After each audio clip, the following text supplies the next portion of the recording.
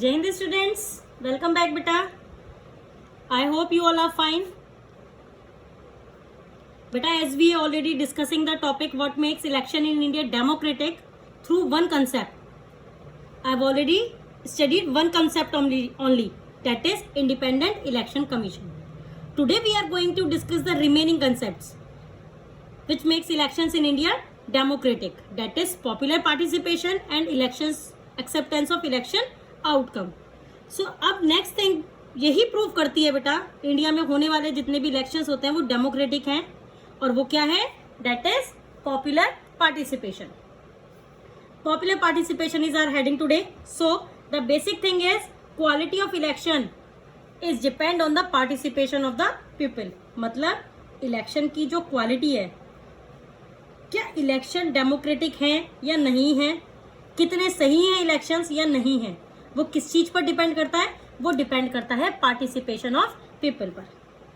मतलब वहां के जो लोग हैं वो कितना पार्टिसिपेट कर रहे हैं इलेक्शन में, ये उस चीज पर डिपेंड करता है. I hope you all are clear that quality of election is depend on the participation of people. वहां के लोग इलेक्शन को लेकर एंथुजियास्टिक हैं या नहीं है, मतलब लोगों के अंदर इच्छा है या नहीं है इलेक्शन में पार्ट बनने का और एक्टिवली पार्टिसिपेट करने का. वो चीज इलेक्शन को डेमोक्रेटिक और अनडेमोक्रेटिक बनाती है. बेसिकली वो इलेक्शन के पॉपुलैरिटी को बढ़ाती है और घटाती भी है. तो हमारे पास अब कुछ डेटा है, हम उसको एनालाइज करेंगे. First one is voters turnout figure. Voters turnout figure क्या है बेटा, मैं आपको बताती हूँ. वोटर्स टर्नआउट फिगर का मतलब होता है कि आपकी कंट्री में, it means our country says like India, कि हमारी कंट्री में जितने भी लोग वोट देने के लिए कैपेबल हैं, that is called voters turnout ratio. Clear, all the citizen those who are eligible to vote. मान लीजिए एक मैं आपको बताती हूँ कि मतलब कितने परसेंट लोग वोट देने जाते हैं. मान लीजिए आपकी कंट्री में 100 लोग हैं, 100 लोग वोट देने के लिए एलिजिबल हैं और उसमें से अगर 50 लोग जाते हैं वोट देने, तो आपका जो वोटर्स टर्नआउट रेशियो रहेगा वो कितना रहेगा, आपका वोटर्स टर्नआउट रेशियो रहेगा 50%. क्लियर. तो अगर अब बात करी जाए वोटर्स टर्नआउट फिगर हमारी कंट्री की, तो एग्जाम्पल लेते हैं हम इंडिया वर्सेस यूरोपियन कंट्रीज का. जैसे बहुत सारी नॉर्थ अमेरिकन कंट्रीज है, मैक्सिको ले लीजिए आप, यूएसए देख लीजिए या फिर यूरोपियन कंट्रीज देख लीजिए. तो इन सारी कंट्रीज से जब हम इंडिया को कंपेयर करेंगे तो हम पाएंगे कि इंडिया में जो वोटर्स टर्नआउट फिगर है, मतलब कितने एलिजिबल वोट देने जा रहे हैं, या तो वो स्टेबल रहा है या फिर वो बढ़ा है. कभी भी डिक्रीज आपको देखने को नहीं मिला होगा. वहीं पर अगर हम कंपेयर किया जाए यूरोपियन कंट्री से, तो वहां पर लोगों का वोटर्स टर्नआउट फिगर डिक्रीज हो रहा है. तो अब आप इस डेटा को डेटा से क्या एनालाइज कर सकते हैं, आप इस डेटा से ये एनालाइज कर सकते हैं कि लोगों की जो इच्छा है इलेक्शन में पार्टिसिपेट करने की, वो क्या हो रही है, वो बढ़ रही है. और ये जो मैं आपको डेटा बता रही हूँ बेटा, ये ऐसे ही मन से नहीं बता रही हूँ, ये इलेक्शन कमीशन के द्वारा पब्लिश की गई रिपोर्ट्स में पाया गया. क्लियर. तो यहाँ पर इस तरीके से इलेक्शन में जो वोटर्स टर्नआउट फिगर है वो इंडिया में बढ़ रहा है, which is a symbol of popular participation. Clear, मतलब लोग पार्टिसिपेट कर रहे हैं इलेक्शन में. So next point is in India the poor, illiterate and underprivileged people vote in large proportion as compare to rich and privileged section. देखिए बेटा क्या होता है, हमेशा इलेक्शन में, मतलब हम दो कंट्रीज से मैं आपको कंपेयर कर रही हूँ, हर एक पॉइंट में ऐसे ही होगा. इलेक्शन में ऐसी सिचुएशन रहती है जो सोसाइटी का जो डाउन थर्ड सेक्शन होता है, इट मीन्स जो निचला वर्ग होता है हमारी सोसाइटी का, जो निचला सेक्शन होता है, अंडर प्रिविलेज सेक्शन है, कह सकते हैं, जो हमारी कंट्री में इलिटरेट हैं, गरीब है, अंडर प्रिविलेज है, जो कहीं ना कहीं सोसाइटी में पीछे छूट गए हैं, ये लोगों का पार्टिसिपेशन देखा जाए तो इलेक्शन में ये लोग वोट देने ज्यादा जाते हैं, वो सेक्शन ज्यादा जाता है वोट देने as comparison to the rich and privilege section. मतलब पैसे वाले और प्रिविलेज लोग रहते हैं. वोटिंग रेशियो देखा जाए तो पुअर, इलिटरेट और अंडर प्रिविलेज सेक्शन का ज्यादा होता है. क्लियर. देखो बेटा ये क्लियर है, हमारी सोसाइटी में जो क्रीमी लेयर होती है, इट मीन्स जो हम कह सकते हैं कि प्रिविलेज या पैसे वाला जो सेक्शन है उनकी पॉपुलेशन थोड़ी कम है as comparison to these one. और middle class, lower class, lower middle class, ये सेक्शन थोड़ा ज्यादा है हमारी सोसाइटी में. तो जब ज्यादा लोग इलेक्शन में पार्टिसिपेट करेंगे तो ये क्या सिंबलाइज करता है, ये सिंबलाइज करता है कि लोगों की एक्सपेक्टेशन बहुत ज्यादा है इलेक्शन से. तो इलेक्शन में पार्टिसिपेट करना, उम्मीद लगा कर रखना, ये हमारी सोसाइटी का एक यूनिक फीचर है जो हमारी कंट्री में ये बताता है या फिर ये सिंबलाइज करता है कि लोगों को आज भी विश्वास है इलेक्शन के ऊपर। Clear? So now move on to the next point, that is expectation. Expectation of common people from elections are very high. मतलब जो आम नागरिक होता है, नॉर्मल पीपल की जो एक्सपेक्टेशन होती है इलेक्शन को लेकर, वो हमेशा बहुत ज़्यादा होती हैं। अब आप पूछेंगे कैसे ज़्यादा होती हैं, तो वो मैं आपको बताती हूँ बेटा। लोगों का ऐसा मानना है कि इलेक्शन में वो एक्टिवली पार्टिसिपेट करेंगे तो उससे वो बदलाव ला सकते हैं। वो कैसे बदलाव ला सकते हैं? वो गवर्नमेंट बदल सकते हैं। अब जब वो गवर्नमेंट बदल सकते हैं तो उनकी ये एक्सपेक्टेशन है कि गवर्नमेंट बदलेगी तो फिर उससे क्या होगा, उससे पॉलिसीज भी बदलेंगी। जिस तरह से जो लॉज बनाए जा रहे हैं या फिर कह सकते हैं कि जो वेलफेयर के जो प्रोग्राम्स चलाए जा रहे हैं उनमें चेंजेस लाएंगे। तो पॉपुलर पार्टिसिपेशन में बहुत इंपॉर्टेंट पॉइंट है कि लोगों की एक्सपेक्टेशन बहुत ज़्यादा है, इसलिए पार्टिसिपेशन देखने को मिलता है। और एक्सपेक्टेशन जब ज़्यादा है लोगों का तो विश्वास भी ज़्यादा होगा इलेक्शन में। क्लियर? इलेक्शन को वो एज अ सिंबल मानेंगे, एज अ टूल मानेंगे to bring the changes. Clear? मतलब बदलाव लाने के लिए वो एक जरिया मानेंगे इसको। Clear? So now the last point is the interest of voters in election related activities has been increasing over the years. मतलब ये जो लोगों के इंटरेस्ट के बारे में जो बात कर रहे हैं, ऊपर जो 3 पॉइंट्स जो अभी हमने पढ़े हैं, लोगों का इंटरेस्ट तो है और इंटरेस्ट होने के साथ साथ हमने क्या देखा कि कुछ समय से ऐसा ट्रेंड देखने को हमें मिल रहा है कि ये जो इंटरेस्ट है ये बहुत तेजी से बढ़ता जा रहा है। 2004 के डेटा के हिसाब से अगर हम देखें तो उस टाइम पर 1/3 of the peoples population are voters, मतलब वोट दिए जा रहे थे। तो किसी ना किसी तरीके से पॉलिटिकल पार्टी का पार्ट थे। 1/3 के बाद ये हाफ ऑफ द पॉपुलेशन हो गया, या फिर आप कह सकते हो कि जो वोटर्स हैं वो वोटर्स का आधा हिस्सा अपने आप को किसी ना किसी पार्टी का पार्ट बताता है, मानता है, या डायरेक्टली और इनडायरेक्टली वो जुड़ा हुआ है किसी ना किसी पार्टी से। तो वो ये बताता है कि लोगों का जो पार्टिसिपेशन है इलेक्शन में वो दिन पे दिन, it means day by day क्या होता जा रहा है, वो इंक्रीज होता जा रहा है। उनका जो इंटरेस्ट है इलेक्शन में वो और इलेक्शन रिलेटेड एक्टिविटीज में वो क्या हो रहा है, वो बढ़ता जा रहा है। तो ये सारी चीजें क्या बताना चाह रही हैं, ये सारी चीजें हमारे को ये एक्सप्लेन करती हैं कि जो लोगों का पार्टिसिपेशन है वो इंक्रीज होता जा रहा है। जब लोगों का पार्टिसिपेशन इंक्रीज होगा definitely the quality of election will also increase. So this was all about the popular participation. Clear? So now next move on to the next criteria or next dimension, that is acceptance of election outcome. So हमारी country में जो भी election है वो क्यों अच्छे हैं, क्यों डेमोक्रेटिक है, वो हमारे को किसके जरिए पता चलेंगे, एक्सेप्टेंस ऑफ इलेक्शन आउटकम के थ्रू। इलेक्शन आउटकम मतलब जो रिजल्ट निकल कर आते हैं इलेक्शन होने के बाद में, उस चीज़ को कितना एक्सेप्ट किया जाता है, वो ये बताता है कि वो इलेक्शन सही थे या गलत थे। आई होप हेडिंग से आप समझ ही गए होंगे, आपको ये समझ में आ भी गया होगा कि हम क्या पढ़ने वाले हैं। लेकिन कुछ पॉइंटर्स देखेंगे कि हम इसी के थ्रू हम ये समझेंगे कि किस तरह से इलेक्शन का जो आउटकम होता है वो निकल कर आता है, हम उसे एक्सेप्ट करते हैं, और किस तरह से एक्सेप्ट किया जाता है वो भी हम पढ़ेंगे कि हमारे इलेक्शन को डेमोक्रेटिक का लेबल मिलता है या फिर अनडेमोक्रेटिक का। क्लियर? तो सबसे पहले final test is outcome itself. It means election का फाइनल टेस्ट क्या होता है, जो आउटकम निकल के आता है। अगर आउटकम पॉजिटिव है या आउटकम ऐसा है जो जस्टिफाइड है, ट्रांसपेरेंट है, तो वो अपने आप ही इलेक्शन को क्या बना देता है, वो डेमोक्रेटिक बना देता है। लोग उसे एक्सेप्ट करेंगे ही करेंगे। So let's start with the some points. The outcome of India's election speaks for itself. मतलब जो इलेक्शन होते हैं इंडिया में, जो परिणाम या रिजल्ट निकल कर आते हैं, वो अपने आप में ही क्या करते हैं, वो अपने आप में ही प्रूव कर देते हैं कि वो जो इलेक्शन के रिजल्ट हैं वो सही मैनर में हुए हैं, जो इलेक्शन जो हुए हैं वो सही मैनर में हुए हैं। Clear? So the ruling parties routinely lose elections in India both at the national and the state level. बेटा देखो ये पॉइंट्स बहुत इंपॉर्टेंट, सबसे वैलिड पॉइंट है ये, जो इलेक्शन को ये बताता है कि इलेक्शन बिल्कुल सही हुए हैं। देखिए आज मान लीजिए यहाँ पर मैं आपको एक बात क्लियर कर दूं कि I am not from the any political party, इसलिए मैं किसी पॉलिटिकल पार्टी को सपोर्ट नहीं कर रही हूँ, मैं सिर्फ एक एग्जाम्पल के तौर पर आपको समझा रही हूँ। अब देखिए बेटा क्या होता है, हमने क्या देखा है, हमने 2014 से पहले तक हमने देखा कि 10 साल तक कौन सी पार्टी इलेक्शन में पावर कर रही, मतलब इलेक्शन के पावर में थी, कांग्रेस पार्टी।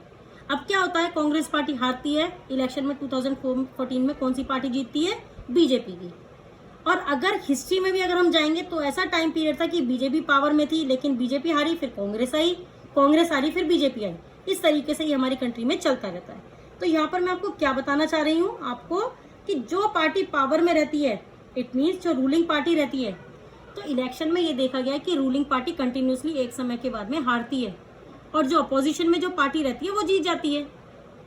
अपोजिशन में जो पार्टी है वो कुछ समय तक इलेक्शन में रूल करती है और फिर वो हारती है। तो इस तरह से क्या है, जो पार्टी पावर में है वो हार रही है, इसका मतलब क्या निकल कर आता है कि इलेक्शन डेमोक्रेटिक तरीके से हुए हैं। अगर कुछ गलत तरीके से होते या अनडेमोक्रेटिक तरीके से इलेक्शन होते, तो क्या जो पार्टी पावर में थी, जो पार्टी रूल कर रही थी, क्या वो कभी अपने आप को हरवाती? नहीं हरवाती। तो इसका मतलब क्या है, ये प्रूफ करता है कि जो इलेक्शन होते हैं वो डेमोक्रेटिक तरीके से होते हैं। आप इंडिया की हिस्ट्री उठाकर देखेंगे, इंडियन इलेक्शंस की, तो आपको बहुत सारी बातें, ऐसी इंसिडेंट्स आपको देखने को मिलेंगे कि रूलिंग पार्टी हार रही है और जो अपोजिशन में जो पार्टी थी वो जीत जाती है। अब फिर कुछ टाइम के बाद अपोजिशन पार्टी जो होती है थोड़े समय के लिए रूल करती है, फिर जो पार्टी पहले थी वो फिर से वापस आ जाती है। तो ये क्लियर करता है कि जो इलेक्शन होते हैं हमारे यहाँ पर वो ट्रांसपेरेंट डेमोक्रेटिक तरह से हो रहे हैं। क्लियर बेटा? आई होप आपको ये फर्स्ट पॉइंट क्लियर हो गया होगा। So now second point is, in the US an incumbent or sitting elected representative rarely lose an election. In India, about half of the sitting MPs or MLAs lose election. Clear? देखिए बेटा, अब इस point को हम समझते हैं, बहुत अच्छा पॉइंट है ये भी। यूएस में क्या होता है, यूएस में इस तरीके से पोजीशन, इट मींस पावर बना ली जाती है, जिसको हम लोग सिटिंग इंक्यूम्बेंट बोलते हैं। सिटिंग इंक्यूम्बेंट का मतलब होता है जो करंटली पॉलिटिकल बॉडी को होल्ड किए हुए, किसी भी जगह को, किसी भी कॉन्स्टिट्यूएंसी को, विधायक या सांसद होते हैं वहां पर, एमपी या एमएलए होते हैं, तो उन्हें इंक्यूम्बेंट कहा जाता है। बेसिकली जो करंटली सिटिंग इलेक्टेड रिप्रेजेंटेटिव है, क्योंकि वो पावर में है, और इंक्यूम्बेंट के अपोजिट में कोई ना कोई अपोजिशन के पार्टी का कैंडिडेट इलेक्शन लड़ रहा होगा। तो इंक्यूम्बेंट मतलब जो सिटिंग इलेक्टेड रिप्रेजेंटेटिव है, मतलब जो उस समय इलेक्टेड रिप्रेजेंटेटिव जो पावर में है। तो यूएस में जो इंक्यूम्बेंट रहते हैं, जो इलेक्टेड रिप्रेजेंटेटिव रहते हैं, जो अभी पावर में है बेसिकली, वो बहुत कम हारते हैं इलेक्शन। क्लियर? चांसेस बहुत कम रहते हैं उनके हारने के। ऐसा नहीं है कि वहां पर इलेक्शंस डेमोक्रेटिकली नहीं होते, इलेक्शंस तो डेमोक्रेटिकली होते हैं, लेकिन वहां पर कहां पर? यूएस में। बेटा यूएस में जो हमारे सिटिंग इलेक्टेड रिप्रेजेंटेटिव होते हैं rarely lose an election, but in India it's just an opposite case. लेकिन हमारे यहाँ पर अगर देखा जाए तो सिटिंग जो इंडिया है, यहाँ पर हम बहुत ही ऐसा होता है कि जो कि वो जीतते हैं, हमेशा हारते ही हारते हैं। तो देखिए बेटा, ऐसा होता है कि हर बार इलेक्शन में, चाहे वो लेजिस्लेटिव असेंबली के हों, मतलब या विधानसभा के हों या लोकसभा के इलेक्शन हो, जो सिटिंग एमपी और एमएलएज रहते हैं वो इलेक्शन कंटिन्यूसली हारते हैं। मतलब आज जो पावर में थे, हो सकता है कि वो अगले इलेक्शन में जीत के फिर से ना आ पाए, शायद उनकी सीट्स जो होती हैं वो बदल दी जाती हैं। इट मीन्स उनकी जो वो पोजीशन है, जो पावर है, वो बदल दी जाती है। तो ये सारी चीजें कॉमन है हमारे यहाँ पर। तो वो ये बताता है कि इलेक्शंस डेमोक्रेटिक तरीके से हुए हैं।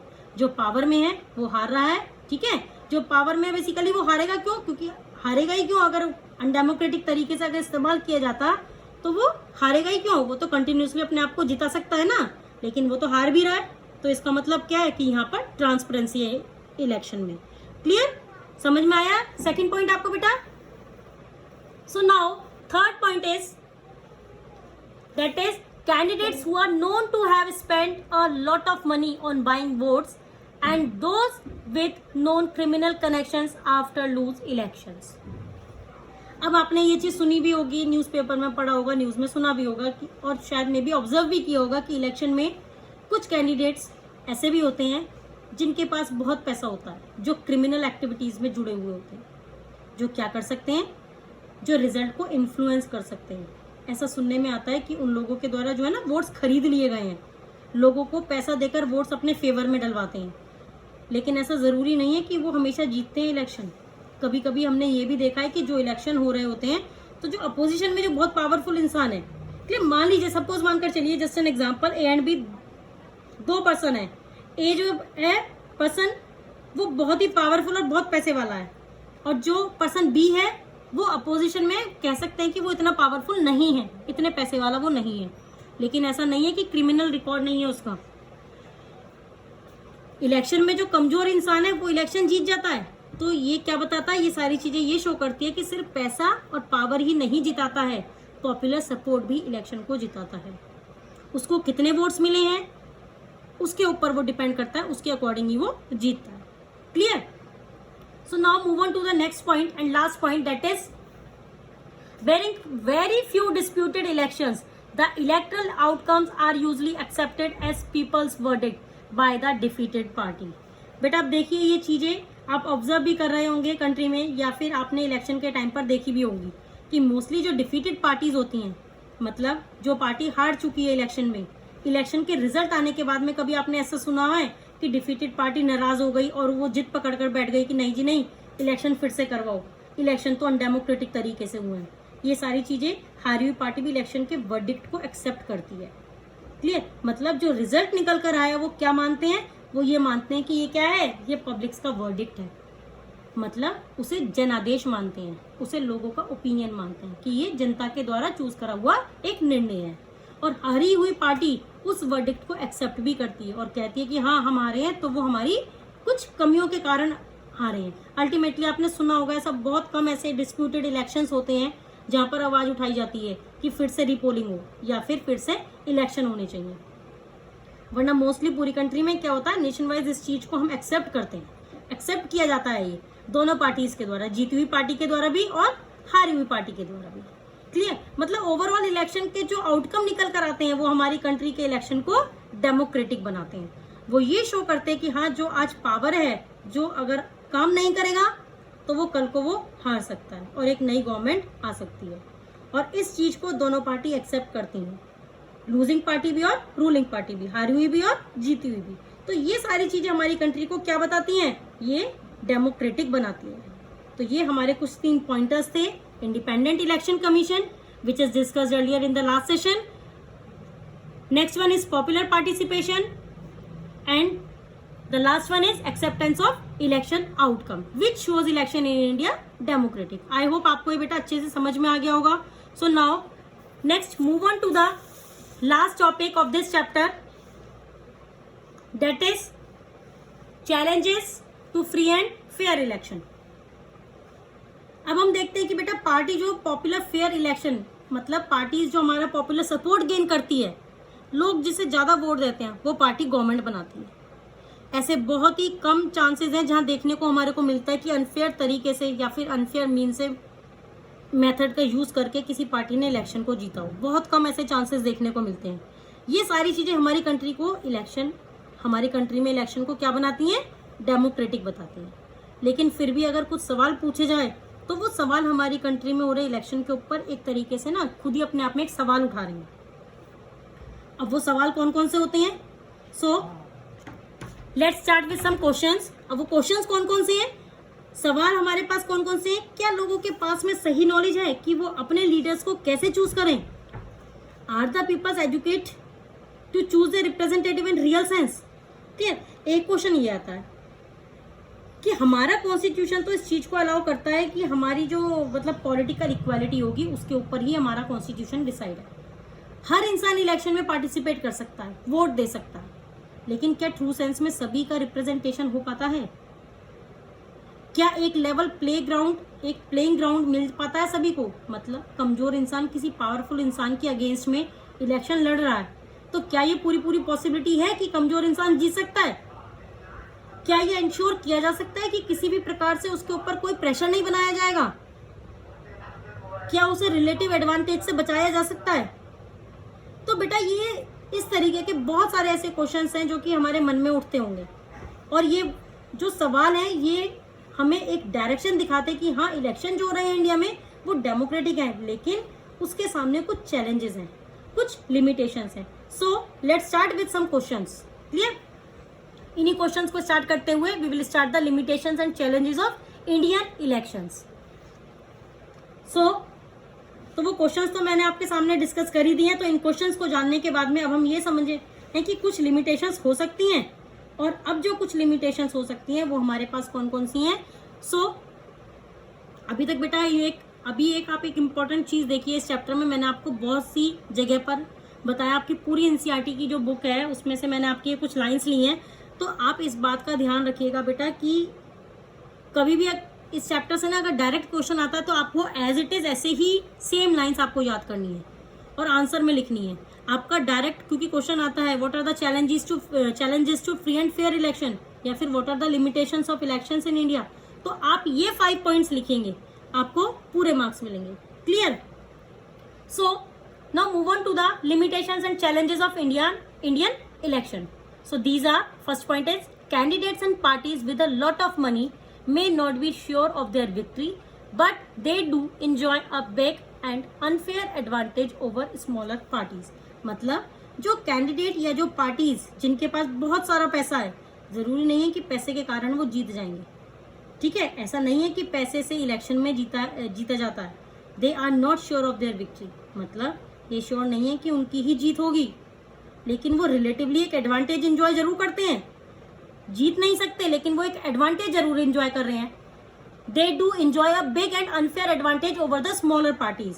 सो वो क्या है, अब वो एडवांटेज वो किस तरीका ले रहे हैं, आप मान लीजिए कोई पैसे वाली पार्टी है, बहुत ज्यादा कोई पैसा, मतलब वो बहुत ज्यादा पैसे वाला कैंडिडेट है, तो वो कैंडिडेट अपने कैंपेनिंग में बहुत ज्यादा पैसा लगाएगा, बहुत ज्यादा लोगों को अपने साथ जोड़ के रखेगा, वो वोट्स खरीद सकता है, मतलब वो अपने पैसे की पावर को दिखाकर अपोजिशन में जो कैंडिडेट है उस कैंडिडेट को वो डरा सकता है। डरा कैसे सकता है, मतलब वो क्या करेगा कि वो उस कैंडिडेट को ये बता सकता है कि हमारी रैलीज देख लीजिए, हमारे वे ऑफ इलेक्शन कैंपेनिंग देख लीजिए, ये सारी चीजें वो दिखाकर क्या करेगा, इन सारी चीजों के थ्रू वो लोगों को अपनी तरफ वो इन्फ्लुएंस कर सकता है। आप लोग देखते भी होंगे रैलीज में कई बार ऐसे भी होता है कि रैलीज में बहुत सारे लोग होते हैं उसके साथ में, उस कैंडिडेट के साथ में, लेकिन जरूरी नहीं कि वो कैंडिडेट जीते ही जीते, होता है ना ऐसा भी।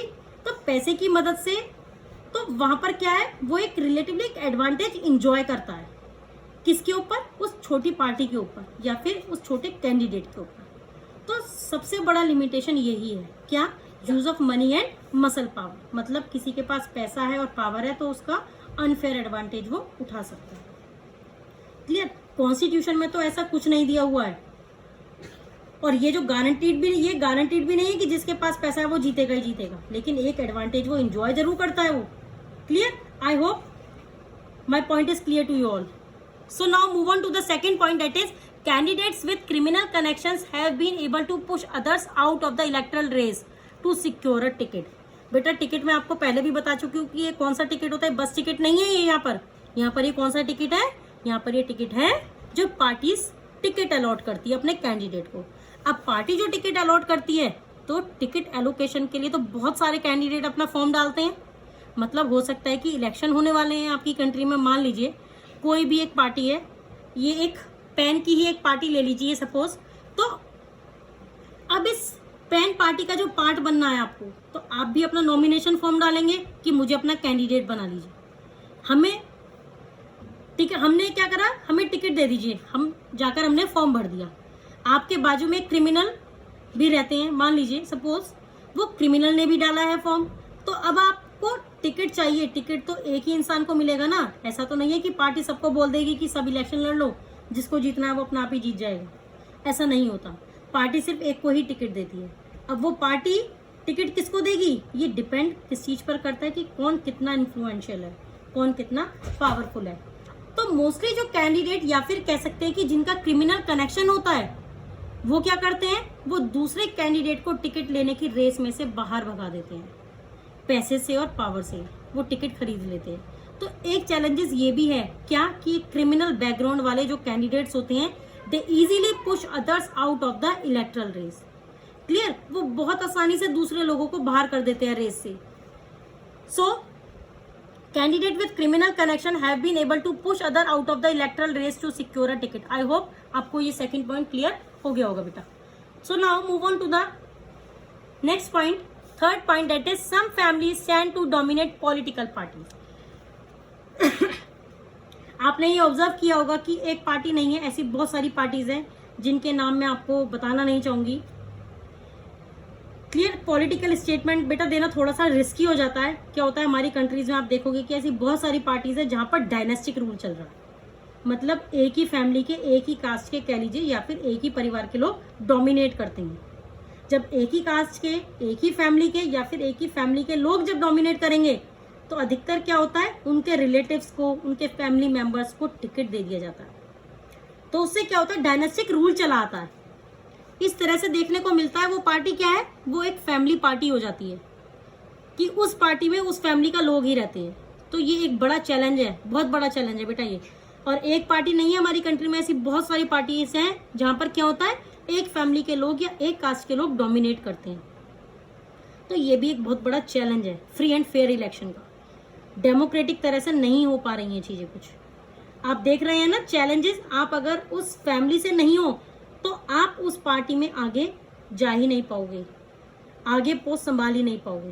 तो ये कुछ ऐसी प्रॉब्लम्स होती हैं। These are some challenges. Clear? So now move on to the next point, that is fourth point. And what was that? Elections offer little choice to ordinary citizens. Parties have no major differences. So अब इसका मतलब क्या है बेटा, देखिए जितनी भी parties है हमारी कंट्री में, let it be BJP, let it be Congress, सारी पार्टीज है हमारे यहाँ पर। सो अब ये सारी पार्टीज क्या होती है, सारी पार्टीज में मेजर आइडियोलॉजिकल डिफरेंसेस नहीं होती हैं बेसिकली। हर पार्टीज के जो कोर इश्यूज रहते हैं, कोर इश्यूज मतलब अगर वो इलेक्शन में जीतती है तो वो क्या कोर इश्यूज रखेंगे, मतलब यूनिकनेस नहीं है, सारी पार्टीज एक ही चीज करती हैं। तो इसके चलते क्या होता है, elections offer little choice to the ordinary citizen. तो जो वोट्स हैं, सॉरी जो वोटर्स हैं, हम लोग जो ऑर्डिनरी सिटीजन, तो हमारे पास में कोई वैरायटी ऑफ चॉइसेस नहीं होती है। हमारे पास उस तरीके की चॉइसेस हो जाती है कि या तो आम खा लो या फिर आम का रस पी लो, है तो दोनों में आम ही, उस तरीके की सिचुएशन हो जाती है हमारे पास में। आया समझ में बेटा, हमारे पास ज्यादा ऑप्शन नहीं होते। सारी पार्टीज लगभग अपनी प्लान्स, अपनी पॉलिसीज लाती हैं, जो बात करती हैं वो सब एक जैसी ही बात करती हैं।